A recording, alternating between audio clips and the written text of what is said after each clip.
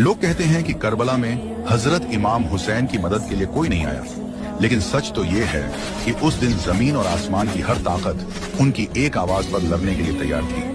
ये वाकया आशुरा के दिन का है। जिन्नात का बादशाह जाफर जिन अपने दरबार में तख्त पर बैठा जश्न मना रहा था। उसे इस बात की खबर ही नहीं थी कि करबला में नबी के घराने पर क्या बीत रही है। तभी अचानक उसके तख्त के नीचे से दो जिन रोते हुए और मातम करते हुए गुजरे। जाफर ने उन्हें रोका और पूछा, अरे आज तो खुशी का दिन है, तुम लोग क्यों रो रहे हो? उन जिन्नात ने रोते हुए जवाब दिया, ऐ बादशाह, आपको खबर नहीं, अभी हमारा गुजर यानी करबला की जमीन से हुआ। वहां हमने देखा कि रसूल अल्लाह के प्यारे नवासे हुसैन इब्ने अली खून में लथपथ हैं। उन पर तीरों की बारिश हो रही है और वो सजदे में हैं। ये सुनते ही जाफर जिन के पैरों तले से जमीन खिसक गई। उसने फौरन जश्न को रोका, सर से ताज उतार फेंका और जंगी लिबास पहन गया। उसने अपनी तलवार निकाली और जिन्नात के एक बड़े लश्कर को लेकर हवा से भी तेज रफ्तार में करबला की तरफ दौड़ा। जाफर कहता है, जब मैं करबला की फिजाओं में पहुंचा तो मैंने एक अजीब मंजर देखा।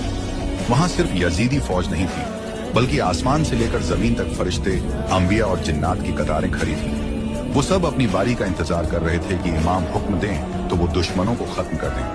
भीड़ इतनी थी कि जाफर को रास्ता नहीं मिल रहा था। तभी इमाम हुसैन ने नजर उठाई और पुकारा, जाफर मेरे पास आओ। जाफर जिन रोते हुए इमाम के कदमों में गिर गया और अर्ज की, आका, मेरे पास जिन्नात की बहुत बड़ी फौज है, मुझे इजाजत दे, मैं पलक झपकते ही इन यजीदियों को राख कर दूंगा, इनका नामो निशान मिटा दूंगा।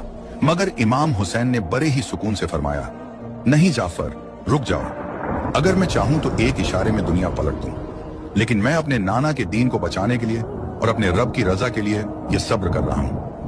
मुझे अपने अल्लाह की मर्जी प्यारी है। तो दोस्तों, याद रखना, करबला में इमाम हुसैन बेबस नहीं थे। कायनात की हर ताकत उनके हाथ में थी, लेकिन उन्होंने तलवार नहीं उठाई ताकि इस्लाम जिंदा रहे।